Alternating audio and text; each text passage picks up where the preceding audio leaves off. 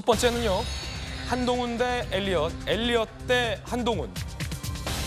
엘리엇이 제기한 소송, 대한민국을 상대로 제기한 소송 1,300억 이상을 대한민국 정부가 엘리엇 외국 회사에게 배상해야 할 판인데 한동훈 장관이 거기에 브레이크를 걸었죠. 법적으로 한번 다퉈보겠다라는 겁니다. 승소 가능성을 얘기했습니다. 그리고 누구보다 전모를 정확하게 알고 있다라는 자신감도 내비쳤는데요. 한 장관입니다. 그리고 이 사안에 대해서는 제가 누구보다도 그 전모를 정확하게 알고 있다고 생각합니다. 저는 사안의 성격을 충분히 검토해 보면 승소 가능성이 있다고 보고. 자, 법무부가 이제 취소 소송을 제기하겠다는 겁니다. 함께 보시죠. 지난달 30일 국제상설중재재판소 PCA 등 중재판정부 엘리엇 측 주장을 인용했죠. 우리 정부에 1,400억 배상금을 지급하라는 명령을 내렸는데 법무부는 불복을 한 상황입니다.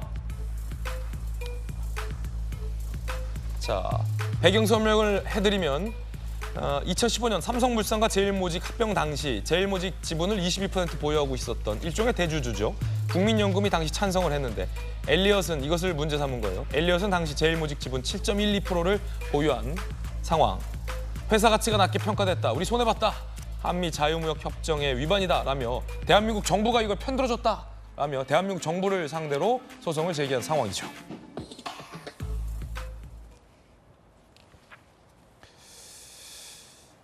자, 일단 정법전. 네네. 이거 어떻게 보여요? 일단은 뭐 취소 소송 과정에서 어떤 소송 비용도 좀 있을 것이고 비용 많이 들죠. 많이 들죠. 네네. 그것도 좀 걱정스러운데 일단 한 장관은 굉장히 자신감을 내비치고 있어요. 왜냐하면 이게 전모를 알고 있다라고 이해한 부분이 어떤 거냐면 네네. 엘리엇이 대한민국 정부를 상대로 소송을 하게 된 배경은 한동훈 장관 등이 주도했던 국정농단 수사를 유죄로 이끌어냈잖아요. 그 과정에서 당시 대한민국 정부가 삼성 이재용 부회장에게 유리하게끔 편을 들어줬다라는 식의 유죄를 받아낸 것을 근거로 엘리엇이 대한민국 정부에게 이 대한민국 정부 어떻게 이럴 수 있냐라면 지금 물어내라라고 소송을 한 건데 네네. 그 부분이죠. 네네. 제가 봤을 때 이렇게 만만치는 않을 것 같아요. 이게 원래 정부가 어떤 사람에게 대해서 피해를 입히면은 우리나라 법원에다가 제소하는 게 원칙이거든요. 아무리 뭐 외국인이라고 할지라도. 그런데 이제 ISDS라고 하는 제도가 생겨가지고 그러한 경우에 해당 국가의 법원이 아닌 국제중재재판소 같은 데다가 제소할 수 있게끔 만든 게 그게 ISDS 제도이고요. 이 ISDS에 따라 가지고 엘리엇이 이제 중재재판소에다가 제소를 갖다가 한 건데 간단하게 이야기하면 삼성물산하고 제일모직이 합병을 했는데 그 합병 비율이 잘못됐다는 거예요. 그래가지고 삼성물산의 상당한 주식을 가지고 있었던 엘리엇이라고 하는 그 헤지펀드가 손해를 많이 봐서 7억 7천만 불이나 손해를 봐서 거기에 대해서 피해를 입었는데 그런데 왜 이렇게 합병 비율이 틀렸느냐?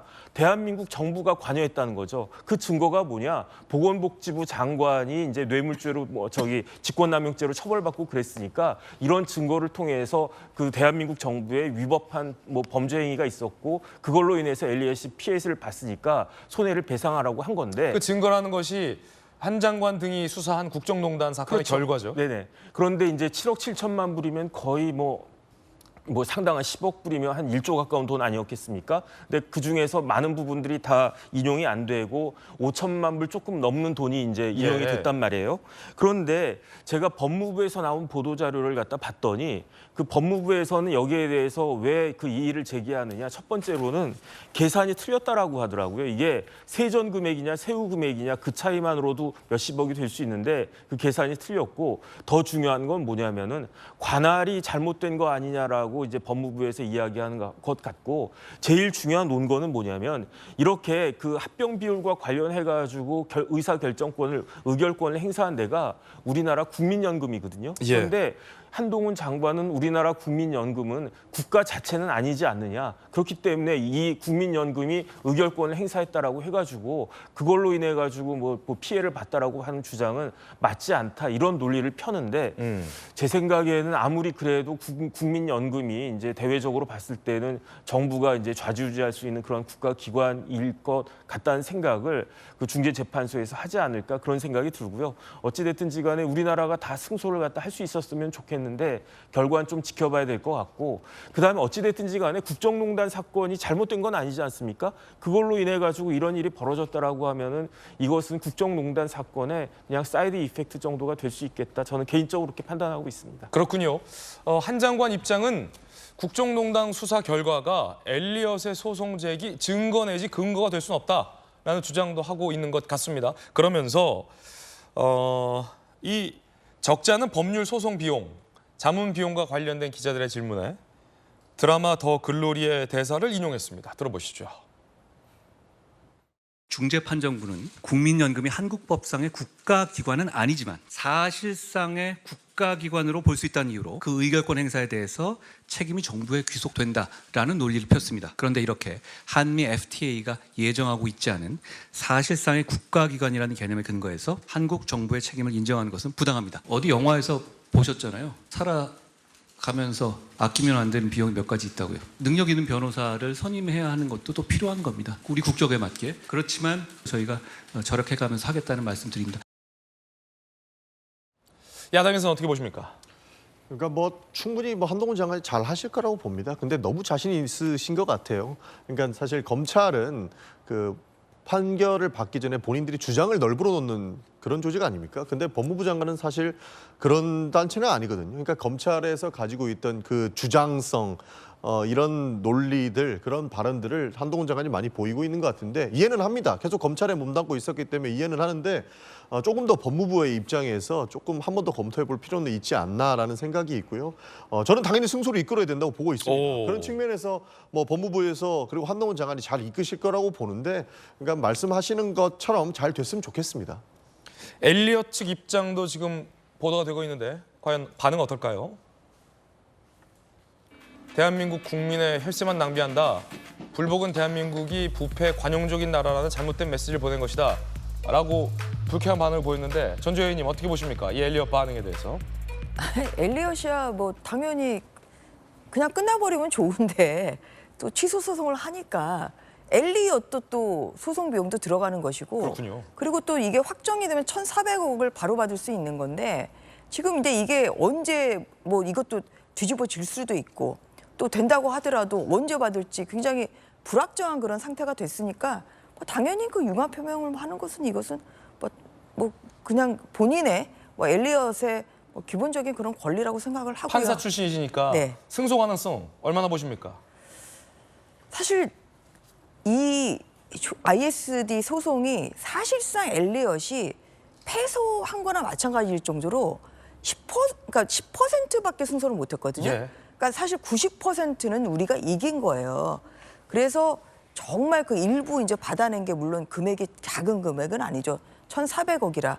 그래서 사실상은 일부밖에 좀 승소를 못한 상황이라. 근데 여기에서 더욱더 우리가 논리적 전개를 잘 판다고 하면 저는 한 50대 50? 저희가 충분히 해볼 만한 그런 상황이라고 생각합니다. 예. 그래서 또 한정훈 장관이 또 이 사건에 대해서 잘 알고 있기 때문에 그러한 면에서 사실 뭐 여러 가지 고민 끝에 좀 취소 소송을 하겠다는 것을 바로 이야기하지 않고 이 결과가 나온 다음에 좀 시간이 좀 걸리지 않았습니까? 뭐 그렇긴 하지만 승소 가능성까지 포함해서 여러 가지 점에서 해볼 만하다고 생각해서 취소 소송을 하기로 그렇게 결정한 거 아닌가 그런 생각이 듭니다. 요거를 이제 사실 약간 정치적인 관점과 연결해서 본다면 만약에 한 장관이 요거를 이긴다면 네. 그래서 국민의 혈세 1,400억 원을 아낀다면 물론 거기서 뭐 실무 비용 빼고 뭐 빼고 네. 어쨌든 네. 그럼 한 장관의 어떤 정치적인 인기라지 정치적 위상 이런 건 뭐 굉장히 유리해지겠군요. 좋아지겠군요. 그렇죠. 포상을 줘야 되지 않나요? 1,400억을 지출하지 않게 했다고 하면 뭐 그것은 뭐 국가 경제에도 기여한 바가 크고 뭐 다른 것보다도 뭐 취소 소송에서 이었다는 것 자체가 뭐 대한민국의 자존심을 세워주는 뭐 그런 결과라고 볼 수도 있을 것 같습니다. 참 아쉬운 부분이 있는 것 같습니다. 이게 참 문제가 맞는 것이죠. 엘리엇에는 승소를 당연히 해야 된다고 생각은 하지만 제일모직 합병 과정이 약간 쾌쾌 묵은 것들이 있다라는 것은 많은 국민들이 의심하고 있는 부분 아닙니까? 사실 여기에서 국민연금이 당시에 찬성할 때도 국민연금이 이걸 찬성할 이유가 없는데 왜 찬성하느냐에 대한 의문점이 있었을 것이고 그 부분을 아마 엘리엇도 가지고 있었을 겁니다. 그런데 여기에서 한동훈 장관이 이끌었던 뭐 국정농단 수사가 이끌어지면서 여기에서 엘리엇이 문제 제기를 한 거지 않습니까? 그 입장에서는 굉장히 좀 아이러니한 상황이 오기는 한 것 같습니다. 저는 당연히 엘리엇 소송 그 1,400억 배상하라는 것에 대해서는 승소를 해야 된다고 생각을 하지만 이 석연치 않은 부분은 조금이라도 남아 있는 것이 참 안타깝다 이런 생각은 있습니다.